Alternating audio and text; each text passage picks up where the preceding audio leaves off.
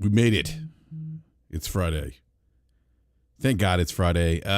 What's up, everyone? I want to do a quick rap rant and apologize a little under the weather here. It's been a kind of interesting week. Under the weather.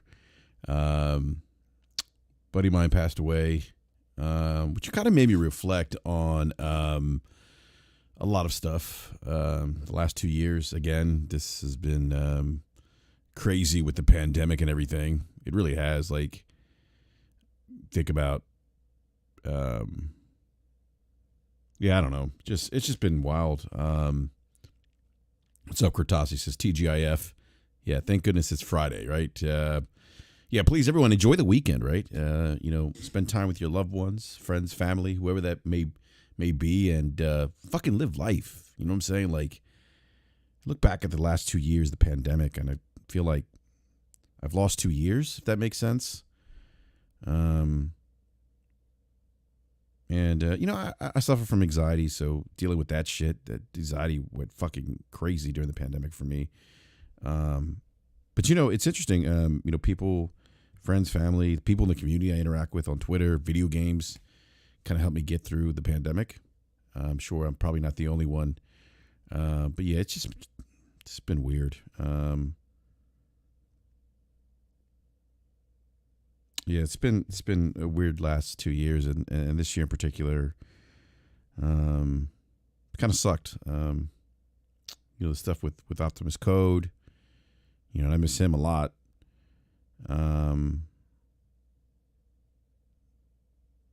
We lost some great people in the community. More recently, think about,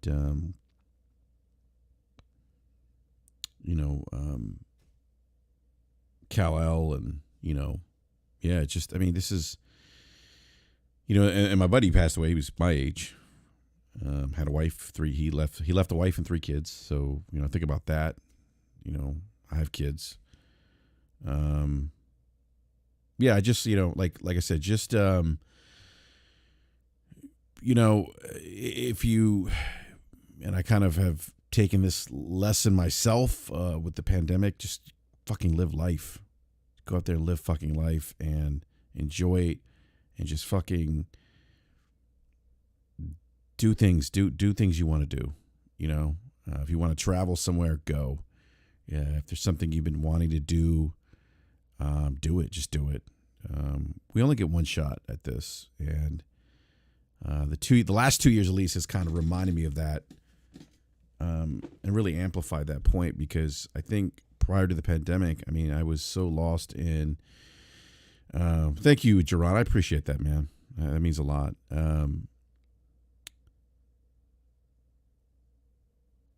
But yeah, like I that's been amplified even more the last 2 years, with,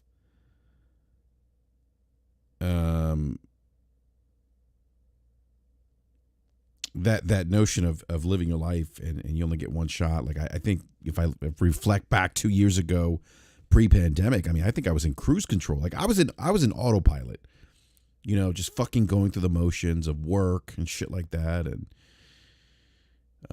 life, and, you get caught in the shuffle, like, and your career, and at least for me, my career, and now I'm like, wait a minute, like there's other stuff that I need to prioritize, and it just can't be, I can't regret things, or can't live life regretting, damn, I wish I would have done that. Like, I think about that shit. Like, one day I'm going to be on my deathbed. I don't want to be like, oh fuck, I wish I would have gone to like Spain or something, or I wish I would have done this, so, and then, think about my buddy, growing up, growing up, and it was like me, and it's funny, it was like me and another buddy of mine and him, and we were like the 3 amigos in a lot of ways. And my and it's funny because there's 3 of us, and the one buddy, hold on a sec, guys. Hold on. I actually got to take a call real quick. Hold on real quick. Sorry about that.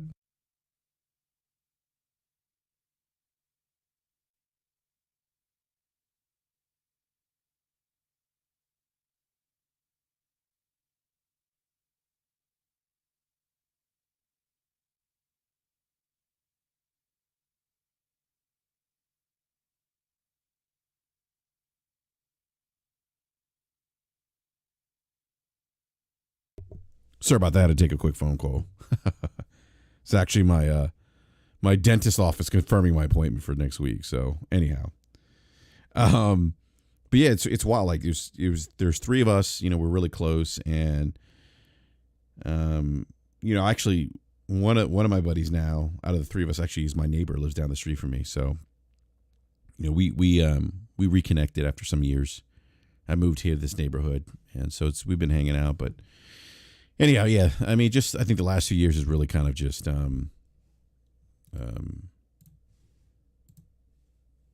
has you know, I think really put things into perspective. You know, like it's just you only got one shot at this, so just live your fucking life, enjoy it as best as you can. Take care of yourself too. That's the other thing I've realized. You got to take care of yourself. Like, and I know that's hard to do sometimes, and you need to put yourself first. I know it's hard for a lot of us to do, but you got to do it. You got to be selfish at times. Nothing wrong with being selfish at times. You know, if it means that your well-being is, if it benefits your personal well-being. So anyhow, all right. So I just want to get that off my chest. But yeah, so we got some Halo Infinite news. Looks like Halo is going to be dropping some new content in May, and hold on a sec here. Oh God, hold on. What is going on here? Hold on.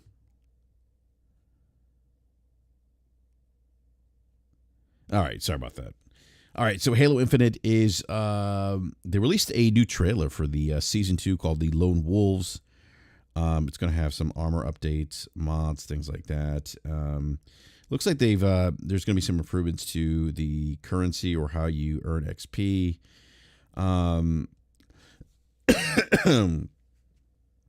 There's going to be a new map area called Catalyst, and one new big team battle map named Breaker. So we'll see. You know, we'll see. Interested to see what those maps. And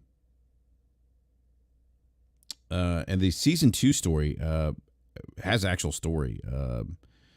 Story involves I think Spartan Heodin. I think.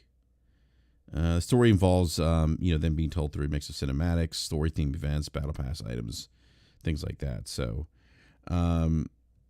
so this is all in the Halo Waypoint blog,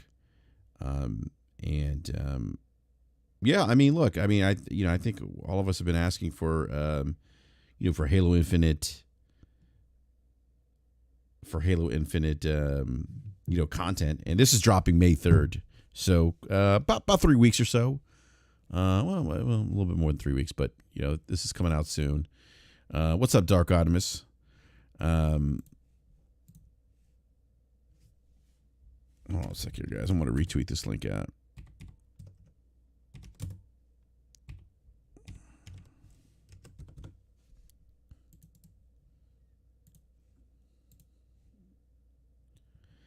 All right, yeah. So May 3rd, this releases. So about 3 weeks from now. And yeah, I mean, I'm definitely going to try this out. I'm going to see what this is all about. Hold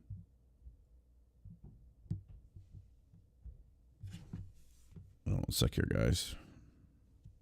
I'm multitasking right now. I'm trying to respond to emails. That's why you should never have your work. You should never have your work emails tied to your phone. I'm just saying. So some of the other things with the Halo Infinite and is released the Battle Pass Season 2. You can earn 1,000 CR in Season 2. Weekly challenges will continue to see improvements. Ultimate rewards will be higher value cosmetics such as visors, coatings, and stances are no longer have emblems or backdrops. And it's rumored that they will have a Master Chief Ass Cheek DLC that you can incorporate. So basically, you'll be running around like Prince with your ass cheeks hanging out. No, that's actually a joke. Hey, what's up, Ice Queen Gaming? So yeah, so this is cool. I mean, obviously many of us are still waiting for co-op. That's not happening anytime soon, which I guess kind of makes sense because multiplayer is where the engagement is really going to be.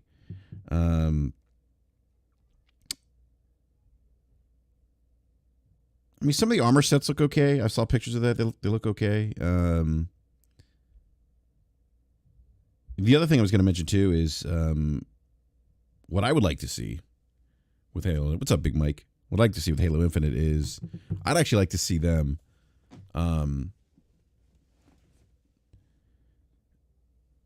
incorporate Battle Royale. I think I definitely think a lot. I think people are going to go back season 2. They'll play it, and then it's going to drop in terms of engagement. They need something dynamic. I think something like again. I mean, the part of Battle Royale, the appeal of Battle Royale is how dynamic it is. It's not the static experience per se. It's always this dynamic experience. The combat engagement is never the same. Like if you play like Warzone, that shit's never the same. We played on one map for like 2 years and on Warzone, and it was always just like an awesome. It was always, excuse me. It was always an awesome experience because, depending on where you landed on the map, depending on drops, things like that, how quickly you get a loadout. I mean, the combat engagement was never the same. It wasn't something that was static. It was very dynamic, and I think Halo would be awesome that way. Like just to have that battle royale and that, I'd also like from a nostalgia perspective, like they should bring back like some of the old maps like Hang 'em High, Blood Gulch. Like we used to play. So we used to play Halo Combat Evolved. I used to play online before there was Xbox Live. We used to.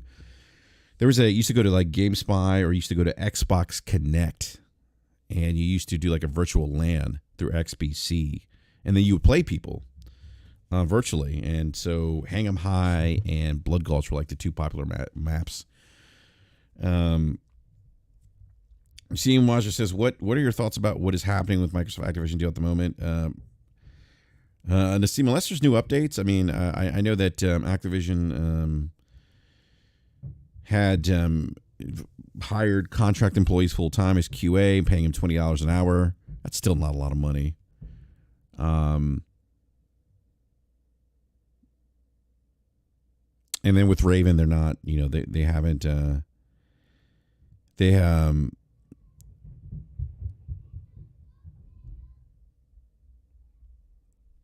then right now they're not, with Raven, they're not, because of unionization stuff, they're not paying him just yet. Dark Optimus says, I don't know, man. I think Halo Infinite is going to have to do a lot to bring a lot of people back. The thing is that I think the challenge that Halo has, and I remember people saying, oh, the King is back. And I was like, yeah, it's a little bit premature to start saying the King is back because the landscape has changed so much. I mean, let's think about this for a second. When Halo Combat Evolved came out, it was like really the only game. I mean, it was it, right? Arena-based shooters were really big at the time. The Unreal Tournaments, the Quakes. You don't really see those games anymore.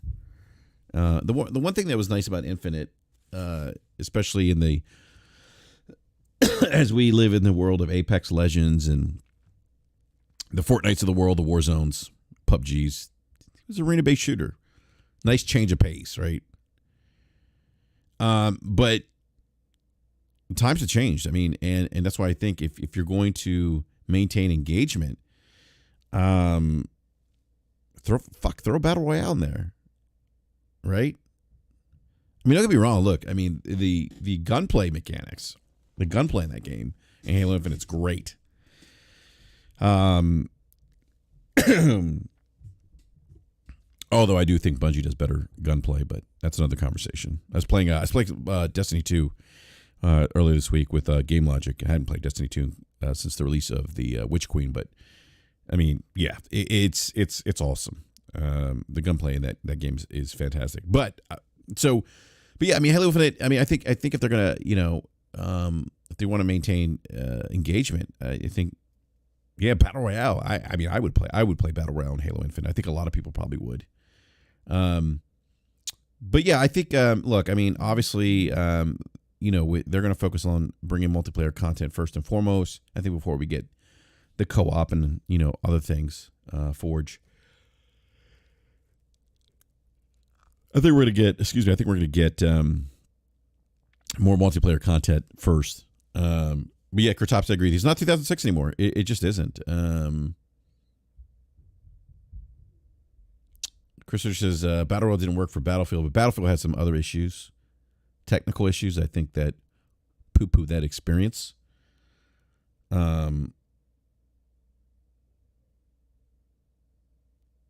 But yeah, I mean, I think that Battle Royale would be awesome in Halo. I was listening to who was a Dr. Disrespect, and he actually had a great idea. He was saying, imagine like dropping from dropping from the sky and having the option to board a ship. God, I forget what the ships are. What are the ships' names in Halo? Let's see here. I forget. Hold on a sec here. Now this is bugging me.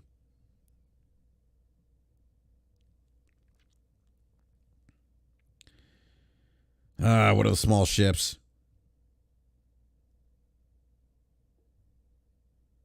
What the hell are they called?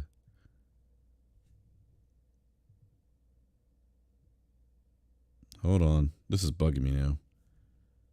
I should know this.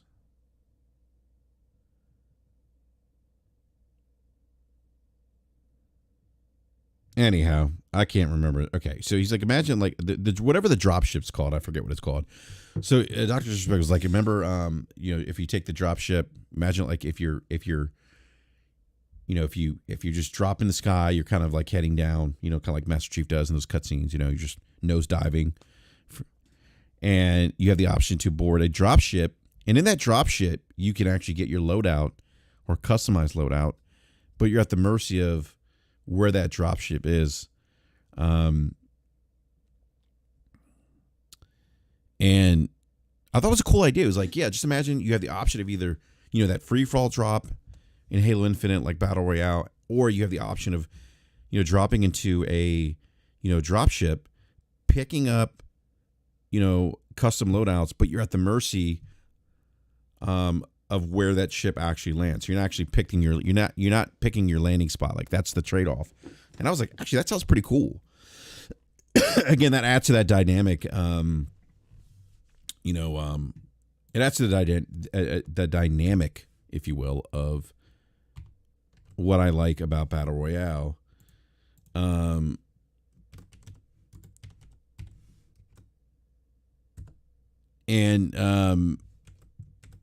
don't know. I think it would be cool. Like I definitely think it would be something different, and I think they could do some really cool things with it. Like what Dr. Disrespect mentioned, what I just mentioned, and oh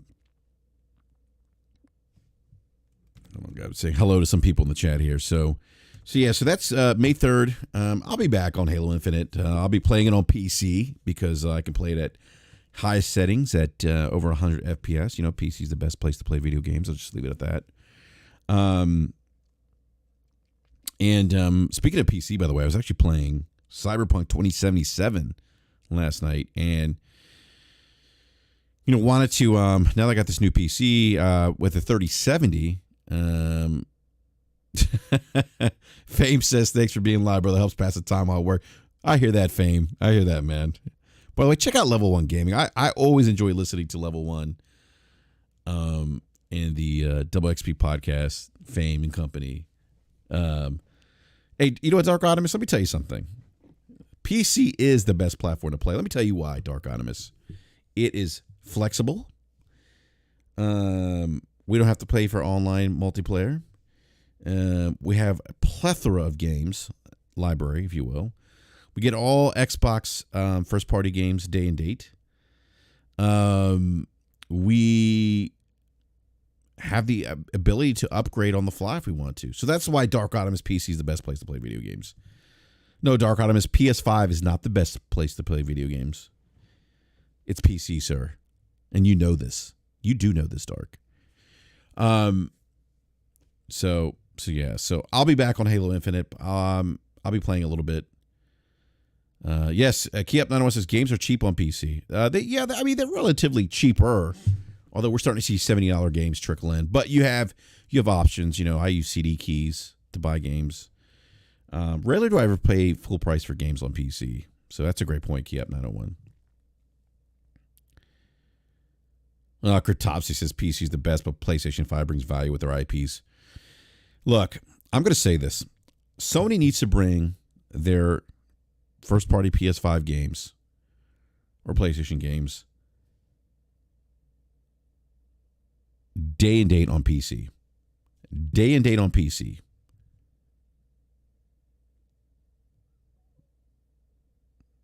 And I would be more than happy if they did. By the way, God of War on PC, from what I've heard, looks phenomenal. I haven't picked it up yet on PC, but I eventually will. But I did pick up Hideo Kojima's last game, Death Stranding, and it looks incredible on PC.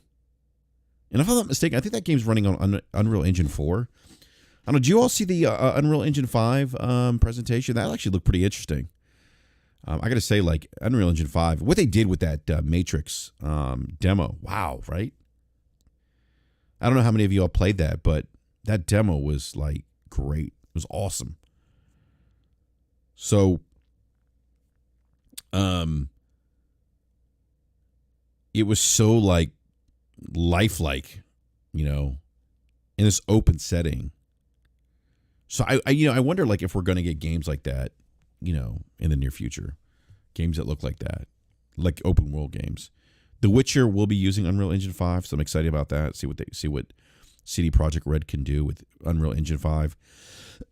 Like I said, I went back to Cyberpunk 2077 last night, and had all the ray tracing feature sets turned on, had it running at high settings, using DLSS performance mode, and I was getting about 72 FPS, but in the busier sections of the city, we have a lot of NPCs.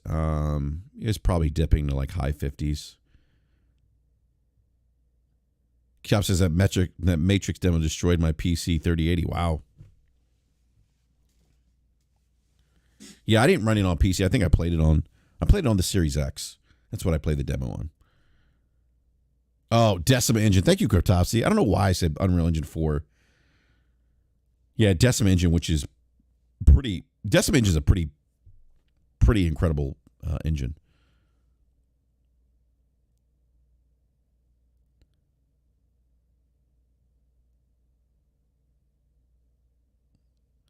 All right, so playing Cyberpunk, and I'm liking it a little bit better the second time. There's definitely appreciate the quality of life features. The way you can toggle through missions now, I think it's a little bit more streamlined. I forget. So with this one, so what's interesting with Cyberpunk 2077.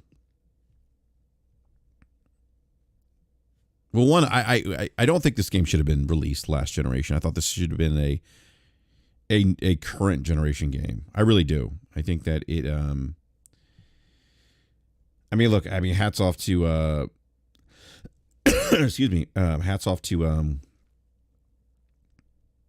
CD Projekt Red for getting these games to run on last generation consoles, because this game is demanding. And it's kind of a technical showpiece for ray tracing too.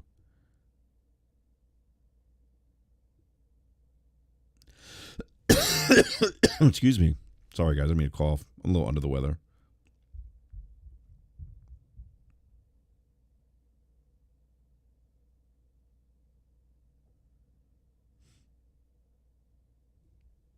So I started off. See, I think I started.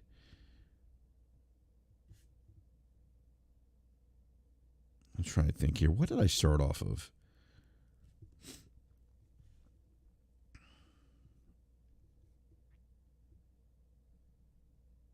I think it was Corpo. No, I don't remember. Hold on a sec here.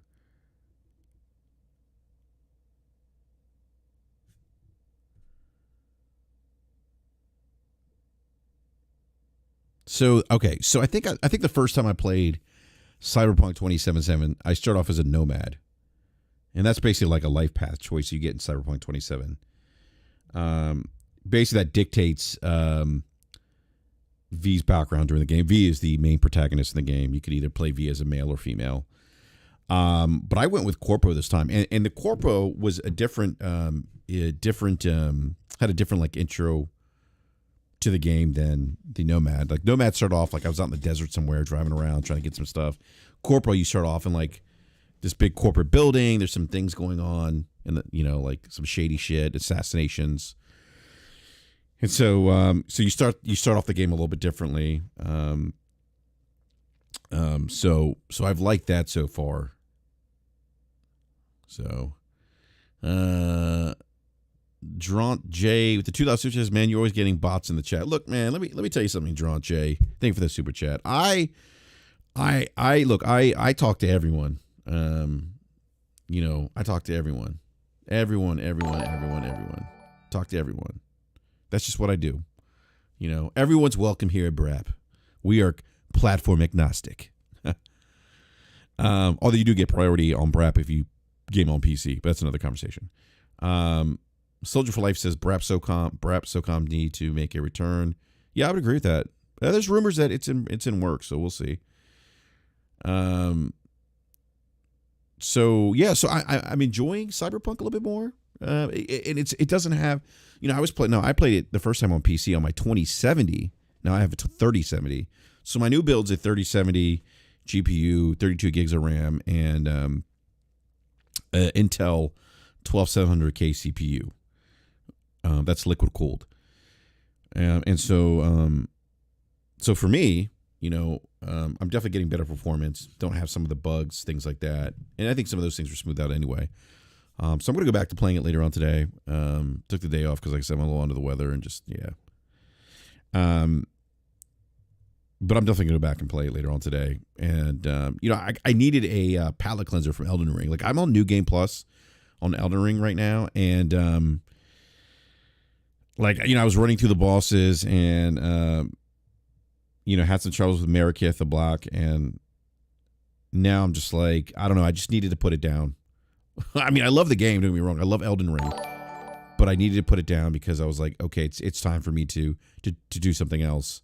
And Cyberpunk was, I don't know, kind of filling that itch. It's crazy because I do need to get back to Horizon Forbidden West, which I don't know. Like I keep saying I'm going to get back to it, and then I don't know. I'm just getting distracted. I'm going back to Cyberpunk, even though I've already beat Cyberpunk.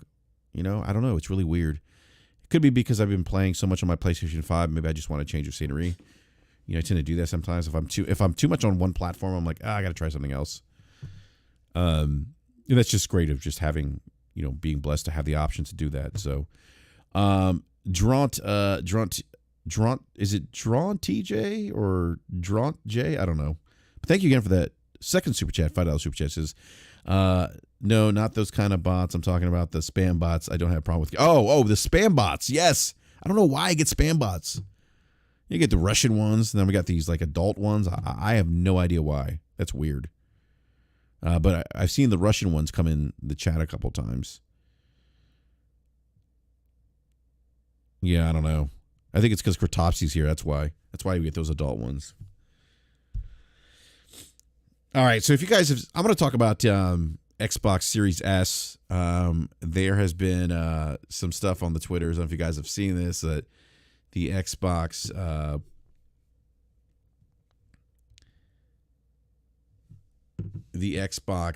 Series S is running games like the 360 version. Now, again, look, this is only one game. I see people running with this. It's just one game. Look, it's one game.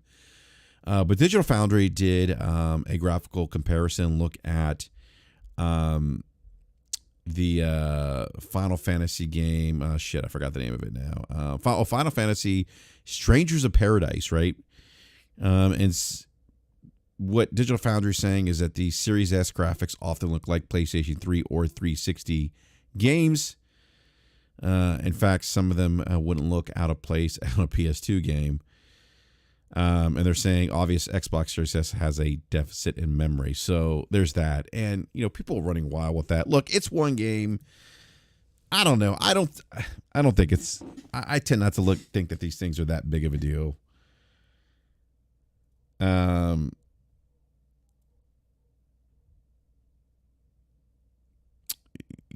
think that it is what it is. I mean, look, I think people know, at least us. I mean, we know what we're getting with the Series S. My 12-year-old has a Series S. We have three Xbox Series consoles in the house. I have 2 Xbox Series X consoles, and then my son has a Series S, and he's fine. He's playing Forza 5, and it's cool with it. It works. I mean, so. One game, but it's going to be interesting. I think I'm just curious to see how, as games kind of as we move further into the generation, how they handle the Series S with first party content. I always recommend people, if you're going to get a Series console, get the Series X. You're future proof yourself. So, but that's going around right now. I haven't watched the entire Digital Foundry video, but they were, from what I'm reading. It seems like they were critical over the performance of this game on the Series S. Now, again, I don't think this is. There's other games that run fine on the Series S, so I don't think this is indicative of how all games will run on the Series S. So, Eagles fan wants to know, Brett, why don't you think Microsoft is a top 10 company? Like, what do you mean top 10 company? Like, in what regards? I don't know what you mean by top 10 company. You have to elaborate on that. But I'd be more than happy to answer the question.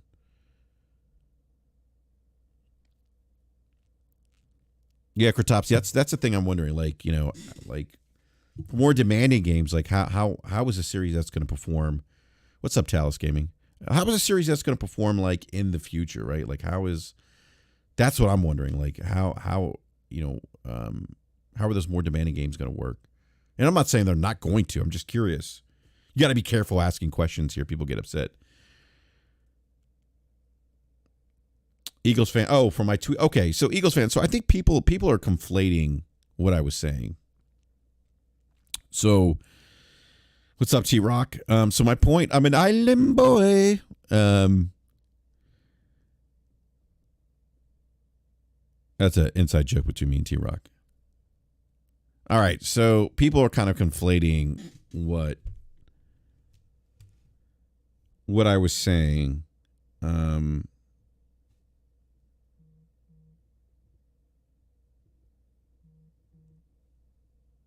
Hold on a sec here, guys.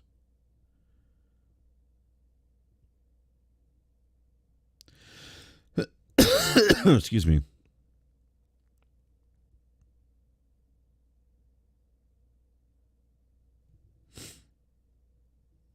If people are what's up, Strictly Gaming? What's up, man? Strictly, why are you on Fortnite, sir? That's a casual game. I'm just joking, man. Big shout out to Strictly. Strictly, I hope you went out and touched some grass today, sir. All right, so people I think are, to answer your question, Eagles fan, people are conflating what I was saying. People were conflating what Senator Warren was saying. And so my initial commentary had to do with one thing, people utilizing, to just give you background of what I do for a living. I am an HR TA professional, have been for the last 15 years. And so I these best places to work surveys, I saw people, well, first of all, people were angry at Senator Warren for the wrong thing. She never said that working conditions would get worse under Microsoft.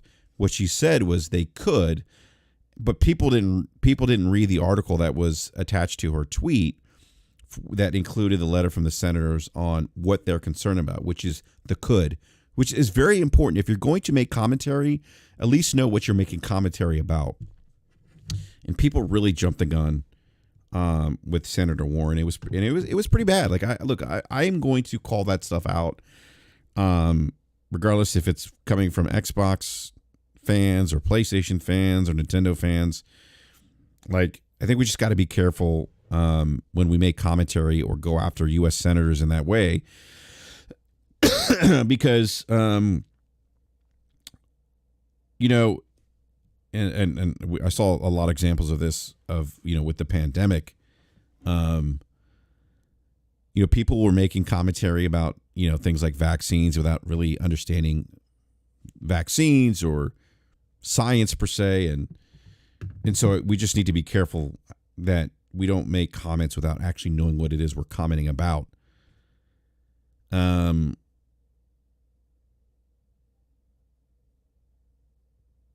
Hey, okay, real quick. I see Talos and Strictly talking about, is that Fortnite no build mode really that good? I'd be interested to hear your thoughts, Talos, on Strictly. Strictly, I know you've been playing it quite a bit, but I'm just curious because I'm not a Fortnite person. Or I don't really play Fortnite. I don't play Fortnite at all, actually. It's never really been something that has... Wow, even Big Mike saying it's fire. Am I missing out on something here? Do I need to be on Fortnite? Oh, my... Wow, Big Mike saying it's good.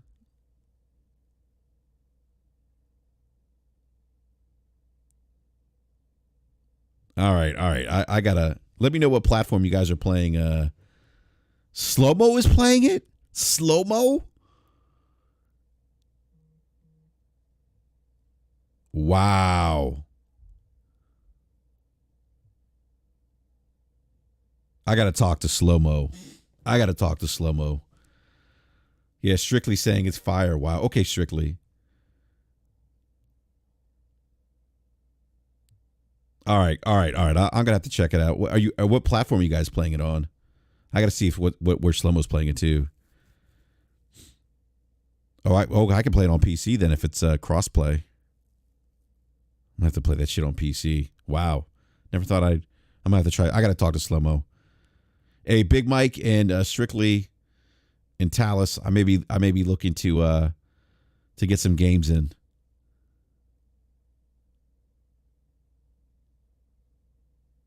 Okay, Slow-mo's on PC. Okay, cool. Yeah, I might have to do that then. All right. So back to your question, Eagles fan 76.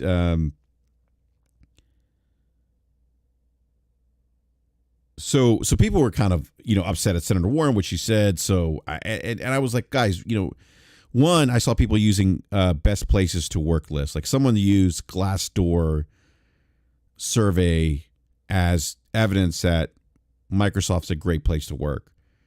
And so the issue with that response was it wasn't addressing what Senator Warren was actually saying. She wasn't saying working conditions would get worse.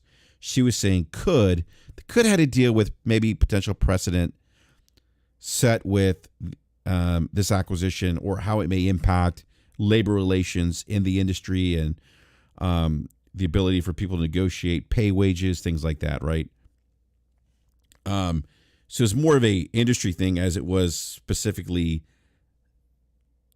at Microsoft. Like she wasn't taking a shot at Microsoft, and people took it that way, which is part of the problem too. So I saw people saying, and I had this conversation with Crap Gamer like on Thursday, because Friday, he had mentioned the same thing about best places to work. And I said, as an HR professional of 15 years, and I work for a very large company, bigger than Microsoft, I could tell you that these surveys, take them with a grain of salt, because one, they're inherently biased.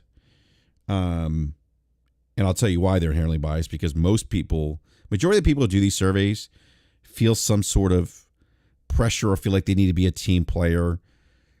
So they'll fill out these surveys in a positive fashion. I have seen, and this happens, and it's not ethical by any stretch of the imagination, I have seen surveys tossed that maybe don't speak highly of an organization.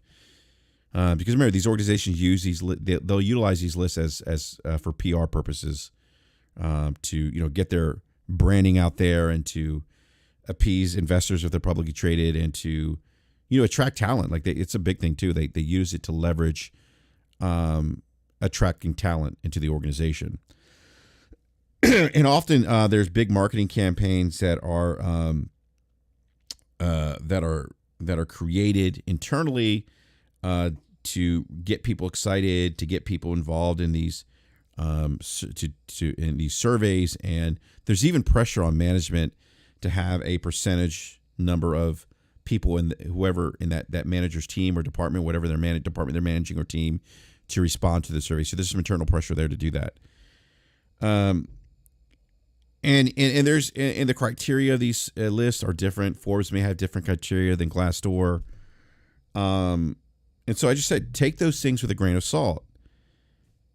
And people got upset. And what I would say to them is, Activision, if you don't believe what I'm saying, and I've worked for companies I worked for a tech company that was voted best place to work according to the Washington Business Journal. Okay. And it was one of the most toxic environments I ever worked in. But it was voted best place. It was listed as best places to work. I can tell you that also, having worked with clients in the past who were on these lists, they had some of the most toxic workplaces. And you had people that would mistreat employees. The problem is with those lists, if you have individuals that are toxic or that have perpetuated a work environment that is that isn't healthy per se, if those people are working in those environments and they're okay with that environment, of course they're going to be like, "Oh, this is great."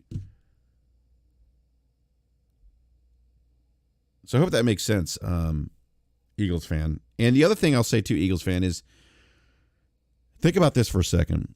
Activision was on Forbes' top 100 best places to work in the United States. Think about that. Forbes magazine, right? Or was it Fortune? Maybe it was Fortune magazine. I think it was Fortune. Fortune magazine had their top 100 places to work in the U.S. Activision was in that list as best places to work. So that's why I say, I mean, that is the example there. Now, I'm not saying that Microsoft isn't a great place to work. What I'm saying is, from an HR perspective, it's really not. It's not using that kind of list isn't going to prove any kind of point because of all the things I just mentioned. I think if you're going to push back on, let's say, Senator Warren here in this case, and Game Logic summed this up best, I think, the other day.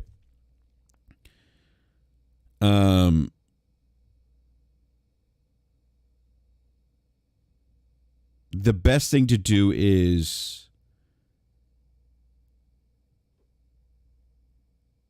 either cite some internal Microsoft HR apologies that are convincing in conveying that the workers are our most concerned and will be taken care of,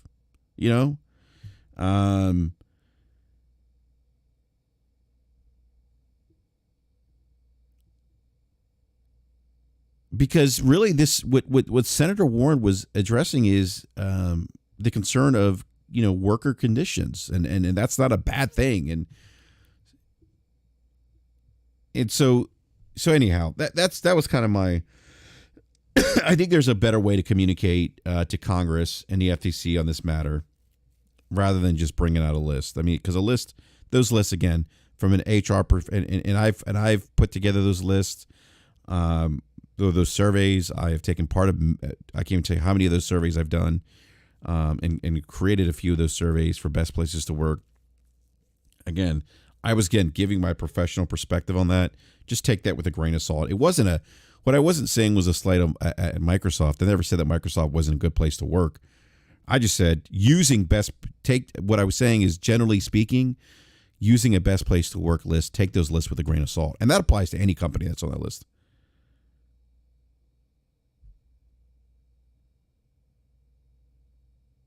Yeah, so it was Fortune magazine. Thank you, Kratopsy. Fortune magazine had Activision as best places to work in their Fortune 100. So think that is another example why I say take those things with a grain of salt. So that was it, Eagles fan. It wasn't a slight at Microsoft, but unfortunately, people are emotionally tied to a corporation, and it just they just feel like you can't say anything that they perceive as a slight at the company they're championing, which is weird. So yeah, that was it, man. I mean, for all, Microsoft could be a great place to work, but let's not forget that they've had their own internal challenges. I mean, they have a law firm investigating investigating some allegations of sexual harassment, discrimination in the workplace at Microsoft. That's happening right now.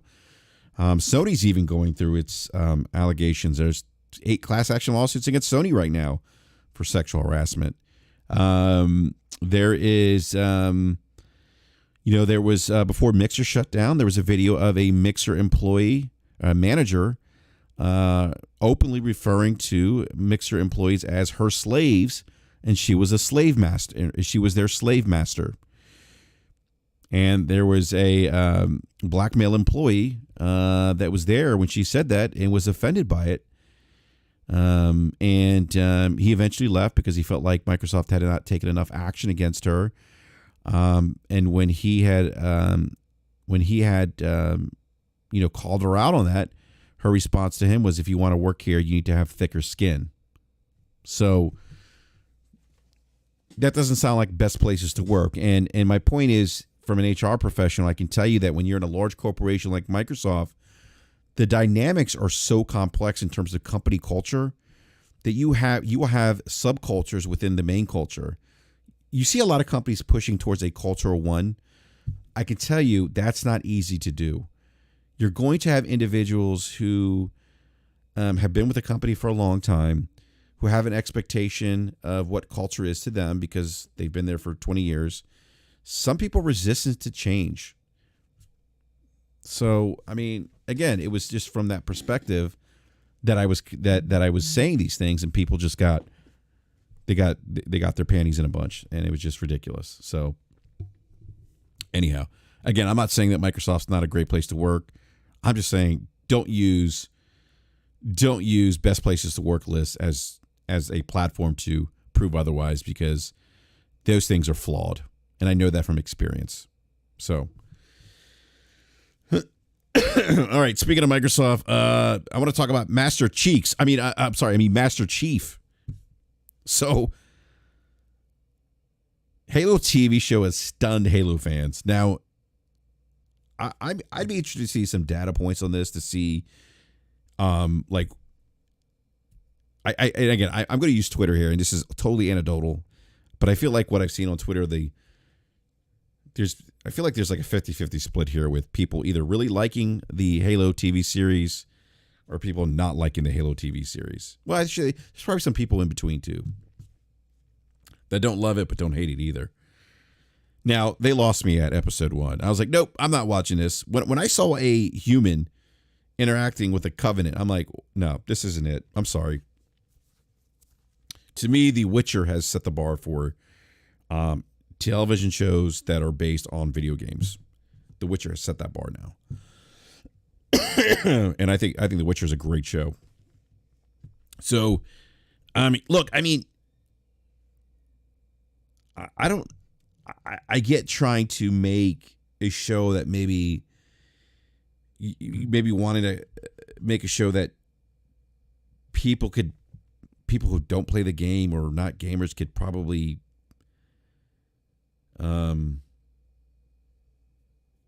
like, but look at The Witcher. Like, I know people who never played any of the Witcher video games and love that show. And The Witcher is, obviously it's based on the books, but and the games are based on the books. But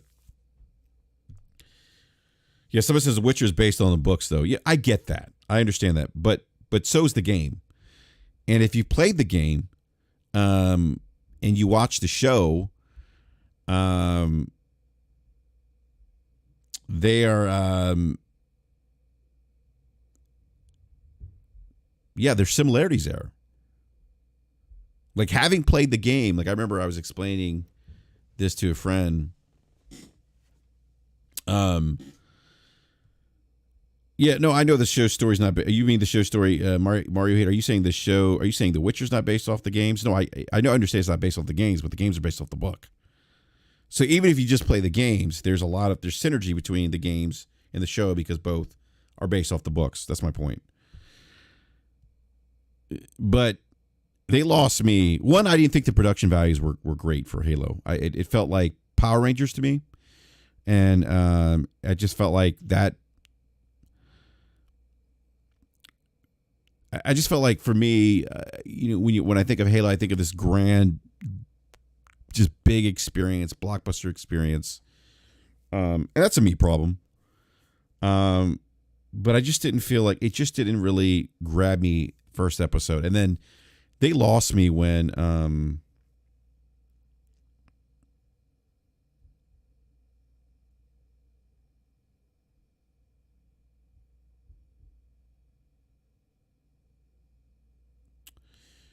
yeah, Mario Heat, I get that, Mario Heat, but having played the games, and I've never read any of the Witcher books, but having played the games and watching the show, like, I mean, yeah. I mean, you could see the Wild Hunt, Ciri. I mean, all those things are there.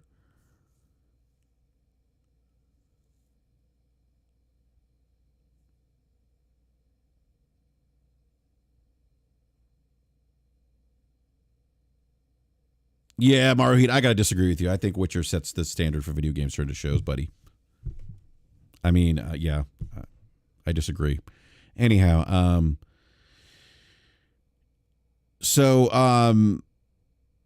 yeah, they lost me after season 1 and or episode 1, Halo. When they had it, when the Covenant was interacting with that human, I'm like, what? Like that? No, like that's not. But anyhow, but it's interesting. The feedback I've seen people that really don't. I've seen like diehard Halo fans that don't like the show. And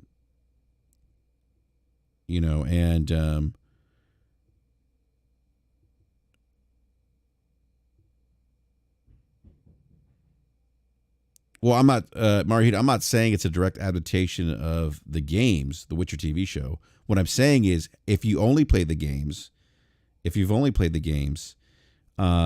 you could draw back to the games. You could draw back to the games from watching the show. Like when you hear like if you've only played the game, let's say The Witcher 3, and you hear Wild Hunt in the show. Or Ciri as a character, like you could connect the dots there, right? That's my point. This seems a little bit less. No, Mario, I disagree.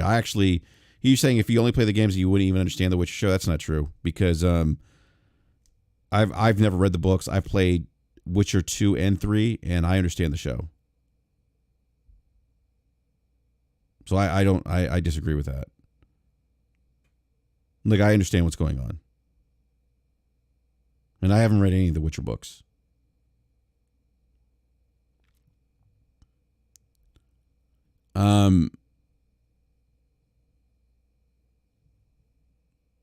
Gaming Addict says it's trash. Hey, Addict, you don't like the Halo show? I think maybe I've heard you say you don't like it. I don't remember.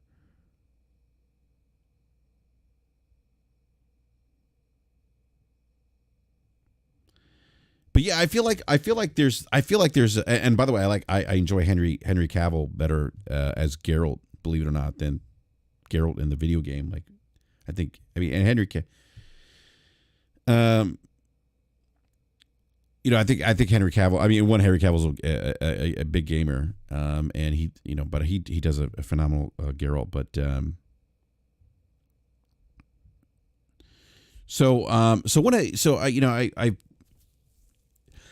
I think Hogue Laws had some interesting. Big shout out to Hogue, by the way. Damn, Attic, really? Infomercials? It can't be that bad, man.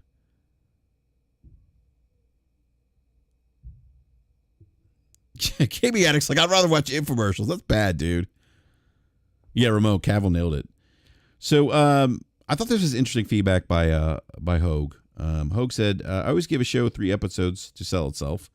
Unfortunately, the inert characters, clunky dialogue, and not a single plot strand holding my interest, all in service of a show intent on being Mass Effect Expanse, but mirrored in mediocrity. I'm signing off from Halo at this time. So I know Hogue's been... and then some other people... Some people have said that this could have been a decent sci-fi show without the Halo branding.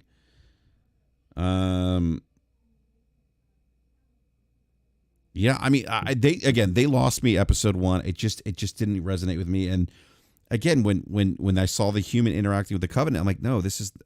I know what they're going to just do. I feel like they were just going to do what they wanted to do with the TV show. And you know, there was a lot of debate about Master Chief taking off his helmet, and I get why they would want to do that. Like, would somebody want to watch a show with Master Chief helmet on all the time, right? I get that. Kind of humanize him more. But as a Halo fan, I feel like let's do that in the game first. And they did kind of show Master Chief's face a little bit, like you see his eyes at the end of Halo 4. If you guys remember that. But I just felt like, let's do that on the show. I mean, let's do that in the game.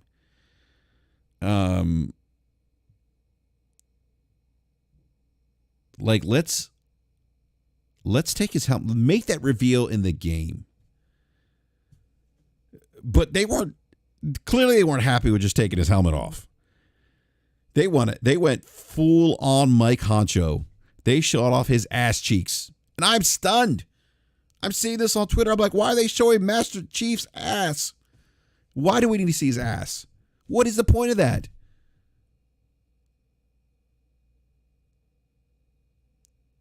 I get humanizing him, taking off his mask, but do we need to see his cheeks? Do we need to see his ass? And I got to be honest with you, I kind of feel like they're like Master Chief is just becoming the court jester now. Iconic character, you know, hero, battle tested, been through the shit. And I feel like this TV series is like clowning him. And what I mean by that is, like, why do we need to see his ass cheeks? What purpose does that serve in humanizing Master Chief? Right? The helmet, I get it. Do people really want to watch somebody with a helmet on all the time? I see that. Yeah, I can get that. You know, we could imagine maybe Master Chief probably did take his helmet off at some point, you know, in the lore, in the universe. But the cheeks, man, I can't get over that. I'm sorry. That shit's wild.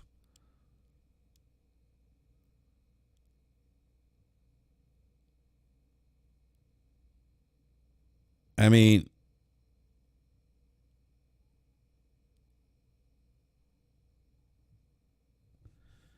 yeah, Mario Heat. They never really dived really deep into Yennefer, but you do see how they do give you a little bit of background on her. So I wouldn't say they don't totally give you some insight. Yes, Kratasi, they are sexualizing Master Chief, and that's my point. Thank you, Kratasi. Took the word out of my mouth. Pulse. Why sexualize Master Chief like this? He's the chief.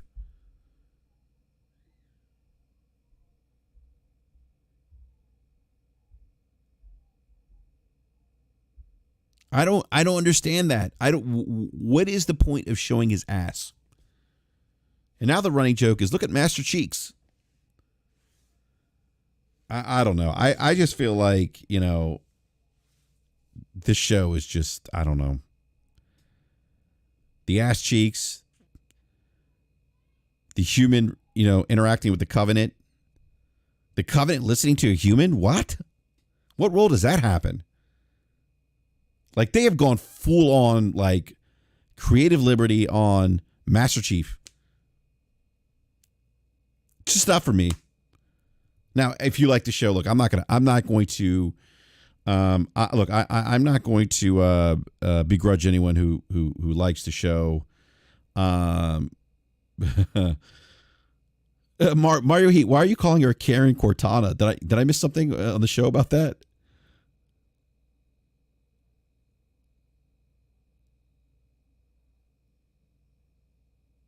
But yeah, I feel like this is a missed opportunity.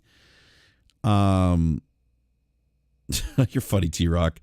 I feel like this is a missed opportunity for the franchise. I really do. I feel like this is an iconic franchise. And Master Chief's iconic character. I mean, he really is. I mean, there's very few iconic characters that we have in gaming that resonate at the same level as Master Chief. You know, I mean, there's others, obviously, right? Like, but he's special, and I just feel like, but I feel like they just, I don't know. I feel like this could have been better, you know. I'm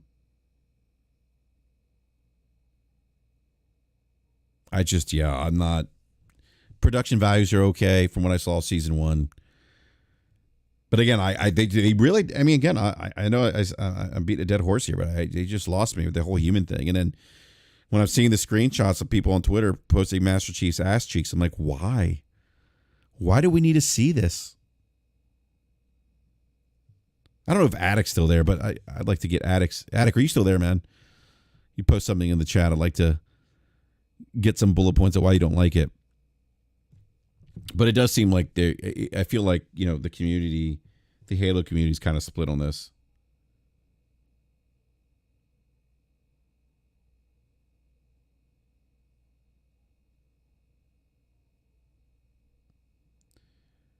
You know, one of the criticisms that I've seen from people on the show is that it's just a bad adaptation of a major property.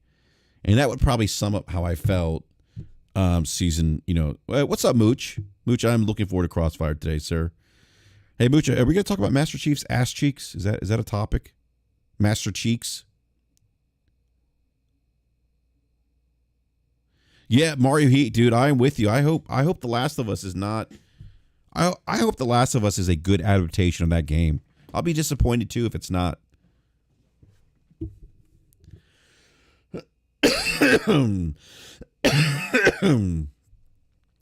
Mooch, so I think season one doesn't do well. Will they cancel season 2? I guess. I don't know. I mean, yeah, maybe.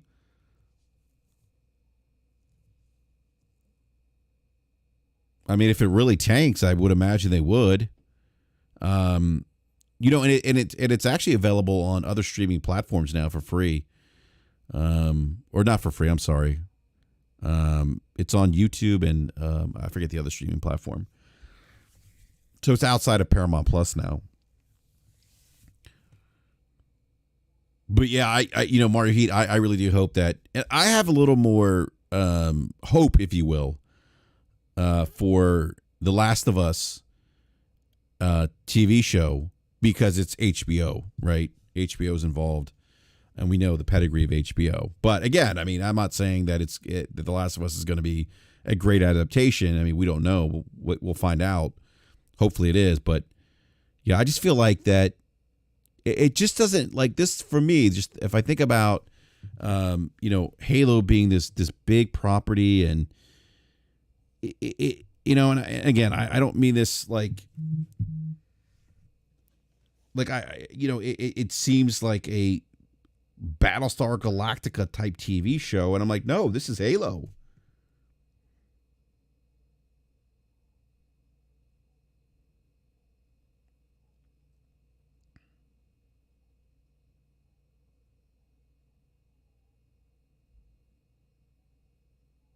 I see people saying it's funny. Some of the people pushing back on Hogue for saying what he said was, some guy said it's very insulting to the creators of the show to imply it's an effort on the level of, say, Shyamalan's The Last Air. But dude, come on, man. I mean, like, really insulting to the creators? Like, get the fuck out of here. It's just, he doesn't think it's a good show.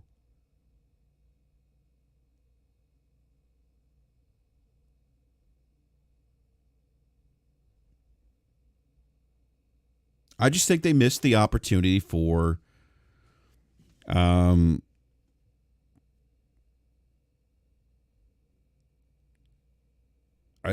just think they missed the opportunity here to put out a really, like, again, when I think of Halo, I think of this epic experience. There wasn't anything epic about episode 1. It just didn't.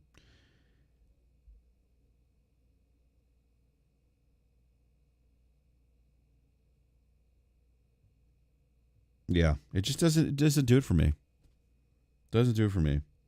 So, but Mooch, I think, I mean, I don't know. I mean, I'm not, I don't know.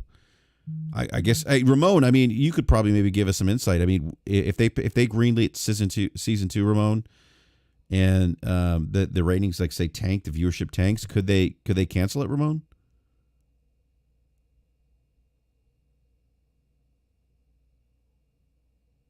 Ramon says perhaps insulting when there seems to be a degree of apathy by the showrunners for the IP. Yeah, it's a great point.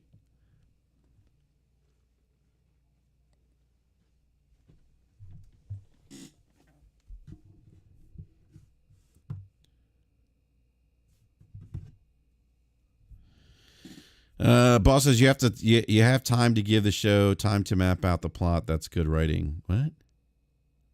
I don't know what that means. Oh wow, Ramon says they'll cancel the show and not tell the lead. So Ramon, even if they greenlight season 2, they could still cancel the show. It sounds like then.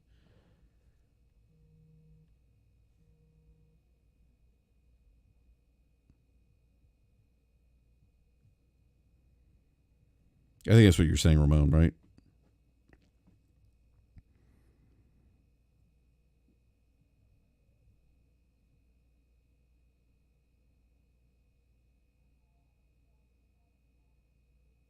J Dub says, "Come on, Jay. He's not listening. I just saw something he posted on Twitter." Okay, Ramon saying it definitely can. It can definitely happen. Wow. Yeah, so it's not a given then. Mooch, it sounds like it's not a given that season 2 would happen if the show doesn't do well. I'm not feeling it. It just doesn't have that. Excuse me. It doesn't have that oomph to it. I don't know if that makes sense, but yeah, I just think it's a missed opportunity. And yeah, and it's interesting. Like not everyone's ranting and raving about it. Oh shit! What's going on here?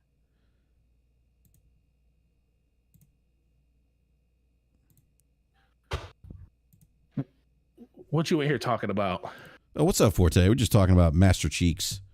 Master Cheeks? Oh yeah, man! Did you see? Don't tell me you're on the wrong side of side of Halo. Did you see his ass cheeks? Who didn't? Did you like it? I mean, I really wasn't looking that hard. He had a towel on. You were looking. You were like, ugh. Nah, I wasn't looking like that, sir. Yeah, I'm not feeling. I'm just telling people, I'm not feeling the show. Like, if somebody likes it, like, fine, but it's not for me. I like the show. What you don't like about it, other than the fact that you are going off everything that the leak said it was going to be, that it ended up not being? I just, they lost me episode 1. I think episode 1 was the strongest episode. That's what everyone says, and that's scary that it's gotten worse. Well, I mean, the only thing I didn't like about the second 2 episodes was I think Chief spent more time out of his armor than I've ever seen in any type of adaptation of any type of movie or series like this when it comes to the main character. Well, they're trying to humanize him. I get that. They are. They're definitely trying to humanize him. I get that, but Chief's not. But that's not Chief though. But I also think that they are putting more emphasis on Halsey's character right now than anything. They are because I do feel like of all the characters inside this TV show, the series, Halsey is the one that they're kind of doing justice to. Because I do feel like her character arc is actually what it most likely should be, especially if you're a person that read all the books and stuff. You're getting to see the deviation that she is and stuff. She's very maniacal and stuff. She's evil as hell, but none of that is more stated than this last episode and the things that she was able to do, especially with trying to influence Cortana to do the things that she's doing just to gain the trust of Chief and everything. So I do think that her character arc is really good, because I think that's what they're really shooting for. I think they're trying to, like you say, humanize Chief to the point where he's more relatable to everybody as they get through the show. But I also think that this is just a big setup to get to what we're going to get to in the last 7 episodes. And that's where I'm kind of holding hope that the show is going to really pick up. Yeah. Because I kind of look at it as Okay. like think about like Game of Thrones. Mhm. Everybody, like the show was great until we got to the end. But remember, season 8, the first 4 or 5 episodes of season 8 was great. People loved it all the way through Winterfell.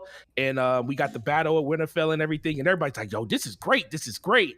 But then they just hit the fast forward button on the last 3 episodes. And it's like, what happened? All this stuff just literally happened in 3 episodes. Usually this is like a whole season to do this.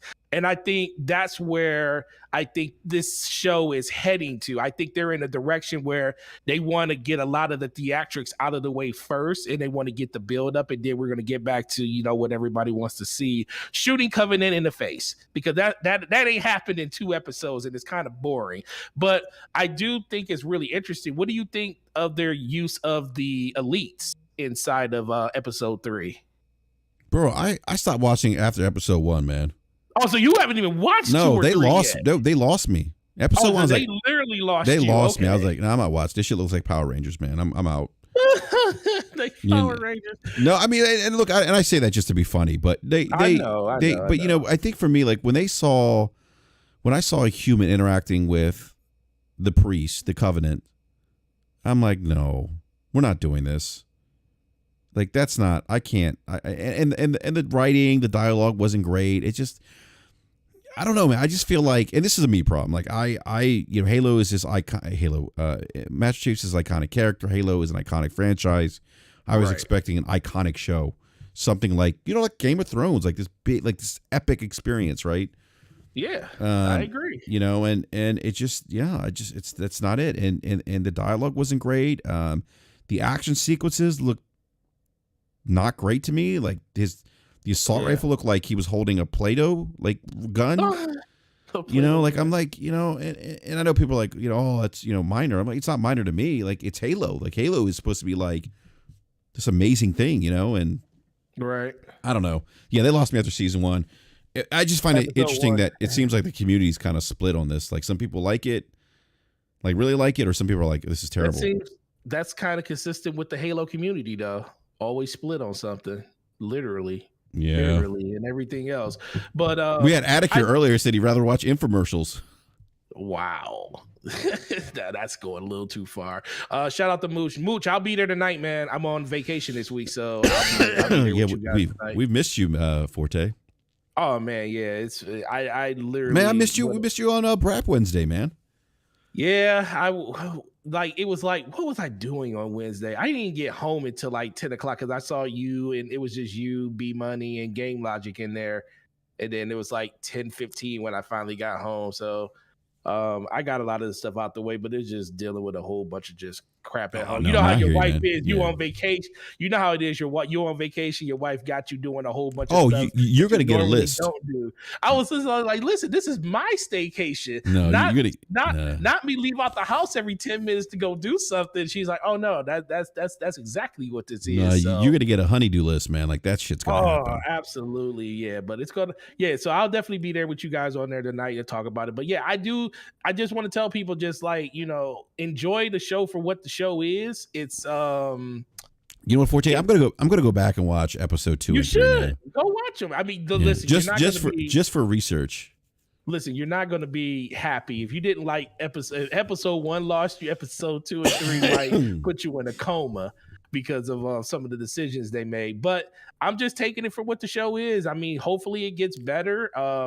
I do like the direction. You said hopefully it gets better, man. Hopefully it does. Hopefully it does get better, because I am a Not little like that, Forte. I am a little disappointed because Master Chief had literally for 2 episodes didn't have his helmet on until the end of the episode. Let me ask you something, Forte. Like, what do you think about the sexualization of Master Chief? Because that's what I'm calling it, showing his ass cheeks.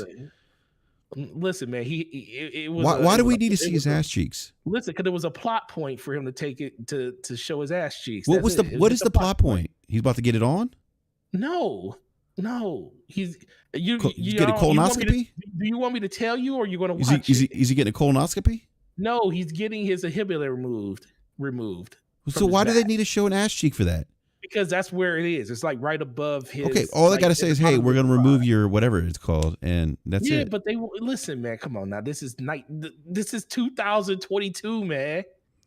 You got to show off the body. You gotta show off ass cheeks with it. Okay. Got to show off the So body, hey, man. You know? so we got Ramon in the live chat. You gotta Ramon, remember. next time you do a TV show, we want to see your ass cheeks because it's Listen, 2022. Yeah, you do. Listen. There's a reason Like that. Forte, come on, man. Listen, there's a reason that in Avengers, and it's a reason in Avengers they're always talking about, that's America's ass. Bro, They just don't show it. We're not seeing Captain America's ass cheeks. Well, I don't think they could have paid. I don't think they could pay Chris Evans enough to actually do it. Ramon's saying he's not gonna show ass cheeks on TV. Listen, man, we get you on a sitcom like something like the old shows like Sunset Beach or something like that. I definitely think you'd be willing down to do it. What do you say? Big Forte likes seeing cheeks. That's what I think you do. I think you do, Forte. Nah, man. I just don't understand. Like, what? I mean, again, I know what you mentioned because they're trying to remove, but you don't have to do that. It's okay. Y'all thinking too much into it, man. But listen, bro. Listen, it's one thing to take off his helmet, right? And I get why they would want to do that, right? Yeah. But they went full. They're like, you know what? We're not gonna stop here. We're gonna show his ass cheeks. Y'all make it seem like that dude turned around and you saw like a Oh, that's next. You watch. We're gonna see Master D. That's next. Oh my god. Y'all terrible, man. Listen, just enjoy the show for what the show is, man. We need to. You watch it and be like, we need to. If you like shows like The Expanse is a better show. Let's be for real. But if you like shows like Expanse and like Stargate and stuff like that, you're used to this cheesy stuff. Dark Matter. That shit doesn't work for me. I've never been to Stargate. Stargate, the TV show, was terrible. I didn't mind the movie so much, but the show. So was how terrible. are you? How are you when it comes to sci-fi in general? When it comes to like sci-fi TV shows and stuff? So the bar for me with sci-fi has been set with Disney. Oh, okay. When it comes to Marvel, basically? And Marvel, yeah. Okay, yeah, so more, okay. That makes sense. This all makes sense now. This is why you're upset. Because I don't watch the listen. I don't watch cheesy sci-fi. I don't do that. Listen, I even watched that. I used to watch like Battlestar Galactica when I was a kid and Buck Rogers. I did too. I love this feels shows. like Buck Rogers. It feels like Buck Rogers. And Master Chief is not Buck Rogers. We didn't see Buck Rogers' ass cheeks. Well, listen, man. Listen. Battlestar Galactica has some bad CGI too. It does, yeah. It has some really Starbucks. No, but I mean seriously, but that's Disney kind of spoiled me. They set the bar. I agree, but so we're Forte, basically but this is Halo. And I knew that's what you're about to say. This is Halo, and Halo deserves more. And Microsoft needs to put more money into these episodes. I mean, they're inherently putting 20,000. Shout out to the homeboy Warrior 73 coming through. But I don't know, man. I watch all these other shows. Like I even watched that movie Moonfall that's that came out in January. It's so crappy. The CGI is okay in some parts, but it's really dog crap in others. But I looked at it and I was like, oh man, I really enjoyed it. It was a popcorn flick. It was something that I'll probably forget about. And not saying that you should be forgetting about the Halo storyline, but I mean, in general, until it's over, I really don't want to tell people that you shouldn't go look at it because it's actually pretty cool, but it depends on how far deep down into the lore of Halo you actually are to enjoy it. What's going on, Wario? What brings you in here, man? What you want to say? What's up, Worry? Can you hear me okay? Because I'm on a telephone. It's going to sound literally like Master Chief's ass. Worry. Sounds like the comms in Halo. Worry, I can hear your machismo coming through the phone. What's up, man? I just heard you talking about Gil Gerard's ass on Buck Rogers, and I had to come in because it's Gil Gerard. Gil Gerard was Buck Rogers, and he had a nice ass, So he did. Where are you? Are you watching? Hey, are you watching? I watched the first episode, and then I caught up with some of it. through YouTube, and it's I don't know, it's weird. It feels weird to me. It feels right. it feels like early Disney treatment of Star Wars before they decided that, hey, we need to pay attention to the actual base and the lore and hire like a Dave Filoni and a Jon Favreau to come in and write Mandalorian and write Book of Boba Fett and Bad Batch and Clone Wars. And so I think they need to get through this season and then maybe reevaluate what they're doing and look at some of the feedback and maybe true have some episodes where Chief is actually kicking ass and running around and using Spartan abilities, or maybe flash back to when he was being trained as a child and the stuff he went through. And there's a lot they can do. It just seems like I don't know. It seems weird to me where they're afraid to show Cortana as Cortana because she's too like sexy, but then they'll show Chief's ass for no reason. Yeah, I don't understand that. They that's what I said. They're sexualizing Chief. Yeah, so it's weird, but this is what's going on now in Hollywood. It's weird because they don't have any ideas of their own now, so they're really dipping into games. But when they take the source material, they just throw it out because I guess they just feel like it's video games. It's not real. But Halo is as large as Star Wars, the world. Yeah, and the lore and the characters. I mean, you could do a whole series just on the Arbiter without any Spartans. Yep, sure could. But it is strange what they're doing. It's really odd. But again, I mean, I'm old, so maybe it's for a new generation of people who want this. I don't know. It's for a generation of people that want to turn their brain off and just look at it.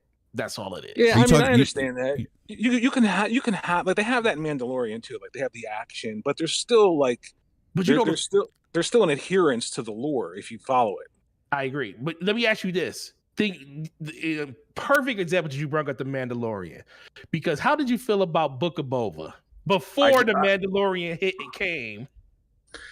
Yeah, the problem with the Book of Boba Fett is they decided. See, you have no idea when it comes to Star Wars who you're talking to right now. This is going to go on forever. Oh, I love Star. Let's go. The problem with it's not the problem. It's that they just assumed that I guess Boba Fett as a character, as he got older, just decided to forget, everything that he went through. Like he wasn't a bounty hunter. He didn't work for terrible people. He wasn't. He didn't work for crime lords, and he wanted to rule with respect now, which made no sense to me. Like there were scenes where people would come in to pay him tribute, and they're insulting him to his face, saying that we're not going to give you tribute, and he's like, "Well, okay, let him go." That would never happen in real life. It certainly wouldn't happen with the Boba Fett character from the comics and the books and the movies. And it's interesting though, because the same writers who did that, Filoni and Favreau, are the ones who did Mandalorian and Clone Wars. And if you watch Bad Batch, it's incredible. It's an incredible series. It is. So for Boba Fett, it makes kind of sense because he's old, and I guess they want him to sort of, evolve somehow, because he always has his helmet off. If you notice, he's never really wearing the helmet. Yep, which is interesting because Pedro Pascal is rumored to be fired from a Bo-Katan series that's going to be announced at Star Wars Celebration this May with Katie Sackhoff, and he doesn't want to wear the helmet anymore as Mando. He wants to be like a quote unquote real actor, and there's a lot of problems behind the scenes with him as not wearing the helmet. Yeah. So for the new series, he was supposed to be in it as Mando, but they might be hiring. What's his name from Star Trek? He played Bones, the doctor. Is that Carl Urban? Yeah. Yeah. They might be hiring Carl Urban to wear the Mando uniform. Okay. Yeah, but I don't know, maybe the actor in the Halo series maybe he just doesn't want to not be seen. That could be a thing. That's part of the thing that I was actually thinking of too, because it's a reason that you like, do you really want to be in a TV show where you're nameless? I mean, no one knows who you really are. We know who stood in the suit for Darth Vader, but does the person actually get accolades for actually doing it? Yeah, see, I don't know. See, me personally, if you're gonna hire me to play Darth Vader, I'm not gonna say yes and then say, you know what, I really want the helmet to be off. Exactly. So, I mean, it'd be the same thing where, okay, what's the script? Who am I playing? Master Chief. Who's Master Chief? Let me look at this up. okay, it's a super soldier, a Spartan program. He was taken while he was a child and replaced with a clone, so his parents wouldn't know he was missing. And they put him through all of this torture to make him 7 foot tall, to wear armor. I mean, I think Joseph Staten even said a while ago when they were talking about how does Master Chief go to the bathroom because he never takes his suit off. Mm-hmm. I mean, they literally told you that Master Chief doesn't take his suit off. He just goes right in his suit, and there's something in his suit that processes it or something like that. Mm-hmm. So, I mean, if all of that is established and you're just going to throw it away for the sake of creative freedom or creative liberty, that's fine. You can do that. I mean, they have the right to do that. But, you can't expect the fan base. I mean, I guess you can now, because I think just like games now, I think TV shows now are going to be supported just because of quote unquote console wars. You know what I mean? Like, oh, we got to go support Halo now because it's Halo and it's Microsoft. Yeah. But even if it sucks, unfortunately, I think people are just going to tune in every week. And I mean, I'm sure some people like it. That's fine. No, it's like The Last Jedi. It's like The Last Jedi. I'm a Star Wars fan for 30 years. Nobody on earth can tell me that The Last Jedi makes sense or that I just don't get it. It just doesn't make sense. You don't get it. You know what? The Last Jedi does make sense if you watched the movie before it to realize that they literally just wanted to recon everything that happened in the movie before it. That's what I always try to tell Star Wars people. It's like The Last Jedi don't make sense. Absolutely, it does make sense if you watch the movie before it and look at all of the things that they literally took out of it. Yeah, well, I mean, the director they hired. I mean, you're hiring a director to make a film that's part of a puzzle, and he literally said he doesn't want to make the middle of the puzzle. He doesn't want to make a film that's part of anything. He wants it to be an individual film, and that's not Star Wars. Exactly. Right. So, and I think maybe that's what they're doing with Halo, because nothing really fits. They're taking pieces of Halo 1, Halo 3. There's some Halo 3 in there. There's some Halo 1 in there. Yeah. Some of the characters, I'm okay with flip-flopping characters and stuff like that. I am too. Definitely, I am too. But it just doesn't make sense. Some of it doesn't make sense to me. I would rather them just do. I don't understand why it's so hard. I don't think that the lore in Halo needs to be changed at all. I think it's written brilliantly. So why not just adapt that and put it on the screen? Because part of me wants to think that 343 just didn't want it to be the show to be lore, like in canon. Why? I don't know. That's what it literally, because if you look at the interview, it wasn't that they didn't play the games. They actually did play the games, but when they talked to 343 about it, they didn't even use any of the games as a guideline. They just used like the lore, the characters, and stuff like that. And they gave them complete creative freedom and said, hey, whatever you want to do with the story, whatever you want to take. Yeah, they put a human with the Covenant. That's what I'm saying. They literally that makes no sense. They look. But that also goes back to like the thing when I asked Worry about about Bubba. It's the same thing. I felt the same exact way. It's like Jon Favreau wrote an amazing story for Mandalorian, and I still think that Boba Fett still can stand on his own. But I think they were trying to force a narrative inside with Boba. That people weren't ready for them to do, because think about it, as soon as episode 5 hit and you start watching and Mando shows up on the screen, instantly we get to like what we loved about everything that they made about that series. Like I was like, why is Mando's episode of Bubba? Yeah, they hijacked. He hijacked the series. Yeah, literally, he hijacked Bubba. Yeah, literally, because guess what? There was no expectation on what we need to do with the Mando character versus Bubba. We got over 30 years of experience of what we know Bubba is. Whereas Forte, they are roasting you in the live chat, man. Why? Because he's saying Bubba. I said Boba. Well, he means Boba, right? Yeah, Boba. But you keep saying Bubba, and I keep saying. Oh yeah. I'm just saying it fast.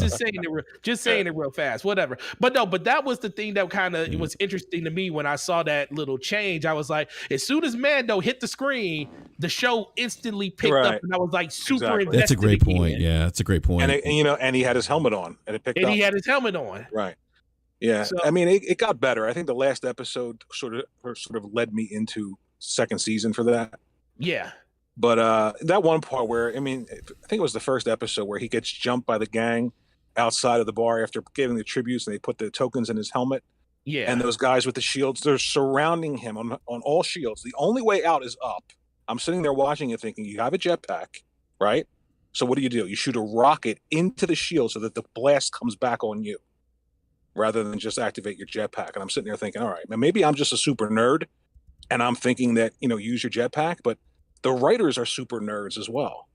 So stuff like that doesn't make sense to me. Like, why would they do that? And then when he, like the part we were talking about where he's sitting there in the chair and that the mayor's aide comes in and says, he's not here to pay tribute to you. And by the way, he wants you to pay tribute to him. And then he's just like, okay, I'll talk to you later. Like, no, that's not Boba Fett. No, Boba would have made an example of him. Right. Yeah, and he's a ruthless mercenary. His second in command says or assassin. She says to him, you have to make an example out of this guy. It's not a good idea to let him leave. Yeah, it was kind of strange. So it's happening with a lot of series. I don't know if it's just this way that they're adapting things now, or it's they just don't care about the lore in the past, or maybe they don't even like the fan base. Like the older fan base. I don't think that they like them. Or maybe maybe they're fans are like, you know what if we did this? They're so excited to have some kind of creative input, in this, and they feel like let's take it somewhere.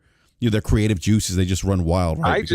I just hope we find out if Spartans are circumcised or not, because I'm sure we're going to find out in the next episode. He's going to go full on frontal, Worry. Full frontal, right? Yeah. That's gonna happen. Oh my God, yeah. Looking forward to it. But yeah, like I said, I'm enjoying the show for what the show is. But I do agree with Worry. It's going in a direction whereas it's like this could go anywhere. It could get a lot better because we still got 7 episodes left, and we can get back to the whole humans fighting Covenant, which we haven't had in 2 episodes. That's possible. I mean, it could get worse, right? Well, yeah, you see, I don't know if you saw how they use the elites. I still don't know how I feel about that. I was like, yeah, I'm going to go back. I'm going to go back and watch this now. And why did the one elite punish the other elite for torturing the little girl and like knock him 50 feet away? That doesn't make any sense. Like, why would he be upset by that? I don't get it. It's been that. Then you also have how the hunters are being utilized in the show, especially in the last episode. I was like, that's weird. Oh boy. You're not selling me on watching this again, Forte. Yeah. They have an opportunity in the next 7 episodes. They do have an opportunity to introduce the Flood, maybe. Yeah. Do something cool with that. Yeah, the Flood are going to speak and show their ass cheeks. Oh my God. That'd be awesome. I'd watch that in slow motion. They'll have the Flood playing Amico devices. Oh, there you go. It's canceled, by the way. GameStop canceled the pre-orders for Amico yesterday. Yeah, they did yesterday. I thought there was a real platform. Well, they haven't. And television themselves haven't said that it's over. But what do you every other major retailer. I mean, it's over for them. yeah. Every other retailer said it's over for them. So I'm at $100. I put $100 down on it through Intellivision, their website. But what are you going to do? It's a weird situation with that. You can do 5 other podcasts with that topic. Yeah, it's a very and interesting. have like 50 people not talk to you after you're done with that. Right? Yeah. How dare you? I know. That's too funny. Yeah, I don't know. I'm gonna now. I'm curious. I'm gonna go back. I think for purposes of research, because I think Mooch said we're gonna talk about Master Cheeks tonight on Crossfire, so I may go and watch the episode 2 and 3 just for research purposes and see. What a life! What a life you have. Let me watch Halo for research. Yeah, right. Well, I'm off today, Worry. So that's normally I wouldn't have time to do it, but watch it because you want to laugh. That's it. I thought you liked it. I do like it. I just laugh at some of the stupid stuff that I see, and I'm like, that was an interesting choice. Halsey makes sense. That's what what Forte was saying. Literally, the only character in this whole show that makes 100%. Yeah, it's Halsey. Anything is Halsey. That's it. Only person so far. Yeah, and I think that might be the only reason that I'm enjoying it to an extent, because I know the lore around Halsey. I know what she's done outside of just the games and stuff. So they done her character, I feel like, justice through the last 2 episodes, especially in this last one.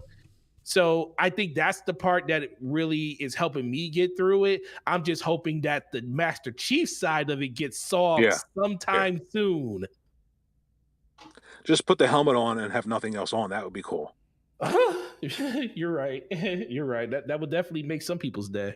Most people's day, probably. It ain't gonna make my day. All right, let me head out, gentlemen. All right, Rory, thanks for popping in, man. I appreciate it, man. All right. Yeah, Forte, I Gregor Von Doom says Brap watching Master Cheeks for research purposes is sus. Listen, man, you about to have a lot of people coming to your comment sections over the next couple of days talking about what is he talking about? I know, right? What is going on here? Yeah. I just couldn't believe they showed his ass. Like I saw pictures of that today on Twitter. I was like, yeah, whoa. that's what I'm saying. You should literally just go ahead and did you retweet it? No, I didn't retweet his ass. Oh yeah, you got to retweet his ass and put your thoughts on top of it. No, after further consideration, that's America's ass. Oh my goodness, Forte. Jeez, that is not America's ass. It's the UNSC's ass. That is the UNSC's ass, not America's ass, not the USA's ass. Oh my goodness! It's a fictional military force of the United States of America, sir. Oh my goodness! All right, so Forte, you're gonna be on Crossfire tonight, then, right? Yeah, I'll be there tonight. All right, man. We look forward to talking shop with you, man. Cool. Well, I'm out of here, man. You enjoy the little bit of time you got left with the people. Shout out to everybody that's here. Go and watch that Halo. Just don't be super invested until they give you a reason to. Yeah. Oh, real quick, Forte, are you looking forward to season 2, Halo Infinite? Wow, really? You want a real answer to that? Yeah, go ahead. Real answer. So season 2 is called Season of the Lone Wolf, right? Yep. Now, I'm a hunter by trade, Destiny and all. Hunters are the epitome of a lone wolf. But the fact that they're giving us another solo experience when you can basically it's going to be battle royale for the most part. The fact that they're giving us that and we still ain't going to have campaign, co-op campaign, still have a problem. I still have a problem until that gets more addressed.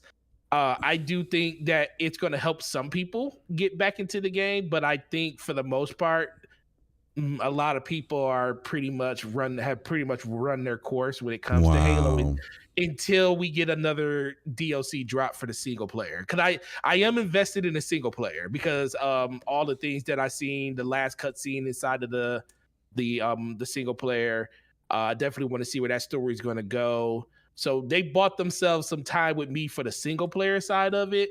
But when it comes to the Halo multiplayer and everything, it's like, unless they bring something completely new and refresh and different, it's like, I don't know, man. I mean, I'll jump in to try it and maybe it will hook me.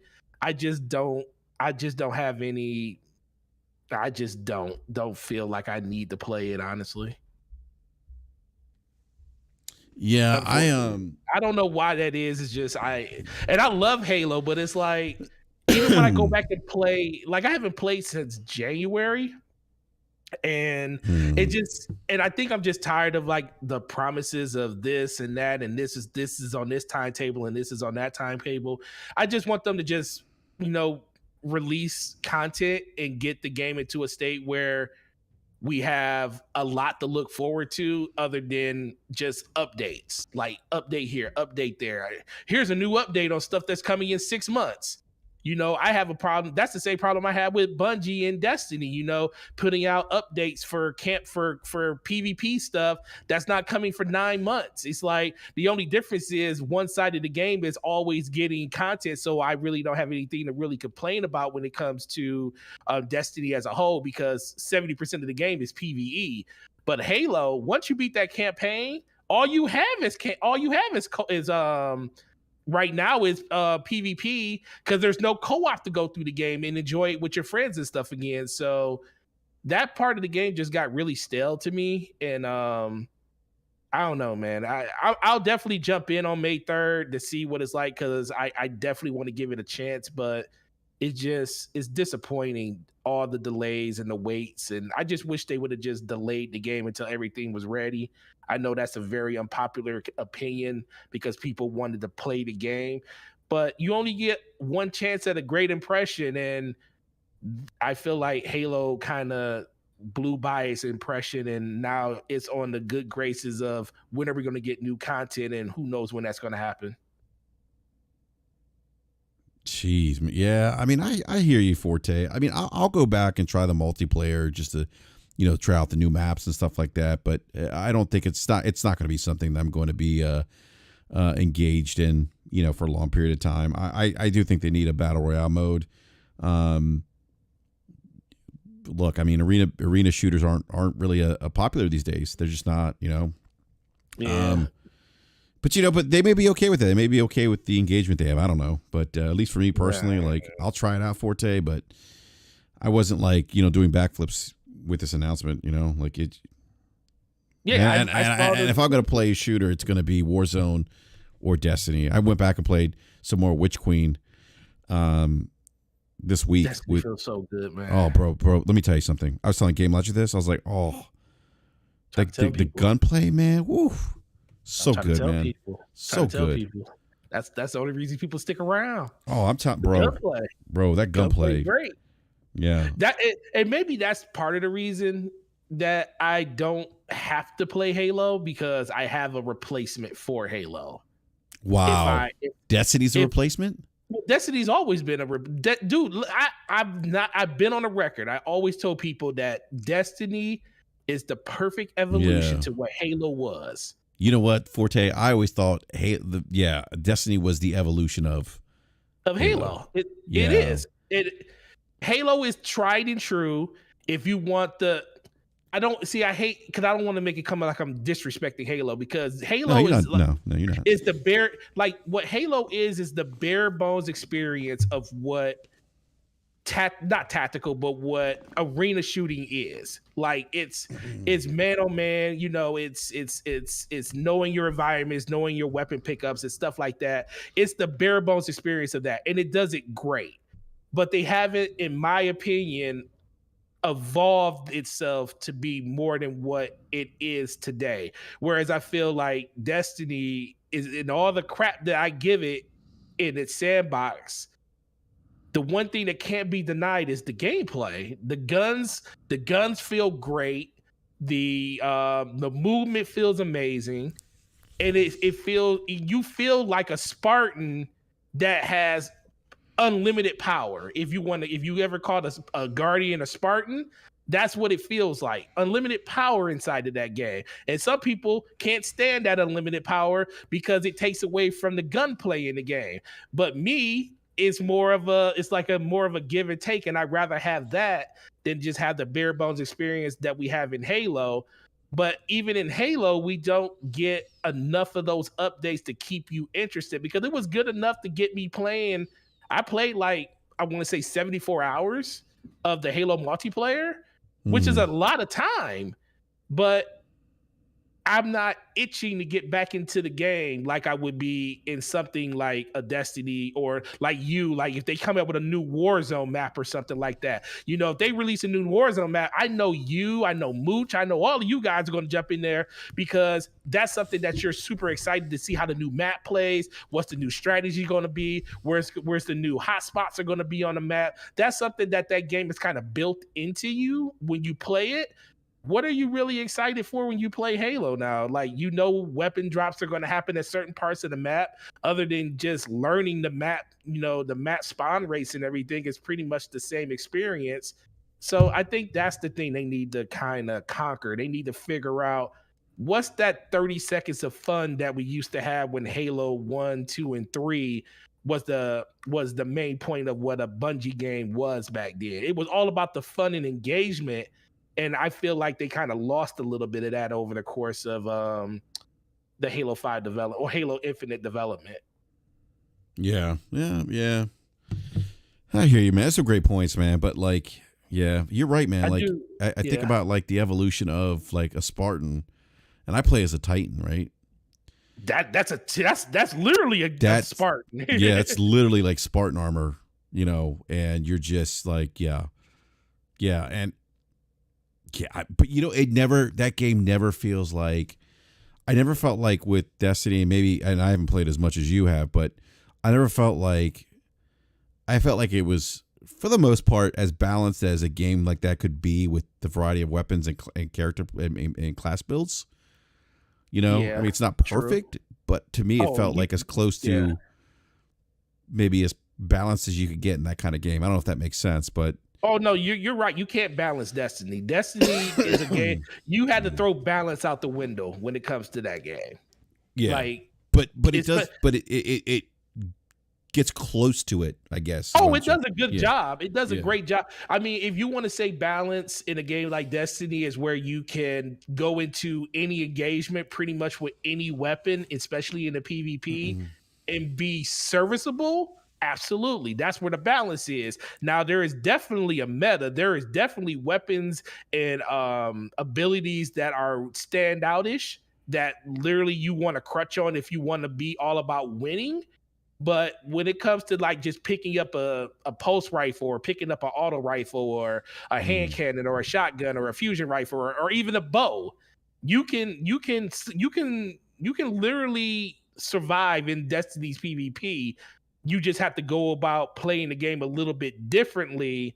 And I think that's another thing. When you play Halo, it's like a one size shoe fits all.